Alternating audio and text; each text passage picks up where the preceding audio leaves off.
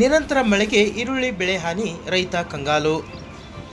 ಕುಷ್ಟಗಿ ತಾಲೂಕಿನಲ್ಲಿ ಕಳೆದೆರಡು ದಿನಗಳಿಂದ ನಿರಂತರ ಸುರಿದ ಮಳೆಯಿಂದಾಗಿ ಈರುಳ್ಳಿ ಬೆಳೆ ಹಾಳಾಗಿದ್ದು, ಬೆಳೆ ಕಳೆದುಕೊಂಡ ರೈತ ಕಂಗಾಲಾಗಿದ್ದಾನೆ.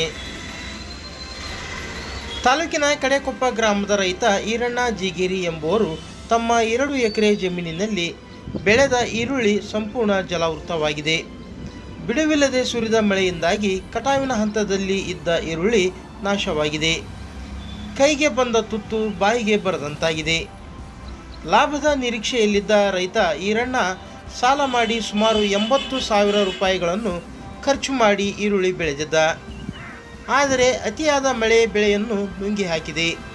ಅದೇ ರೀತಿ ಈ ಭಾಗದಲ್ಲಿ ಅನೇಕ ರೈತರು ಬೆಳೆದ ವಿವಿಧ ಬೆಳೆಗಳು ಮಳೆಗೆ ಹಾಳಾಗಿವೆ ಎಂದು ಗ್ರಾಮಸ್ಥರು ತಿಳಿಸಿದರು. ಈರುಳ್ಳಿ ಬೆಳೆ ಸೇರಿದಂತೆ ಇತರೆ ಬೆಳೆಗಳನ್ನು ಕಳೆದುಕೊಂಡು ಸಂಕಷ್ಟದಲ್ಲಿರುವ ರೈತರ ಜಮೀನುಗಳಿಗೆ ಕೃಷಿ ಮತ್ತು ತೋಟಗಾರಿಕೆ ಹಾಗೂ ಕಂದಾಯ ಇಲಾಖೆಯ ಅಧಿಕಾರಿಗಳು ಭೇಟಿ ನೀಡಿ ಪರಿಶೀಲನೆ ಮಾಡಬೇಕು.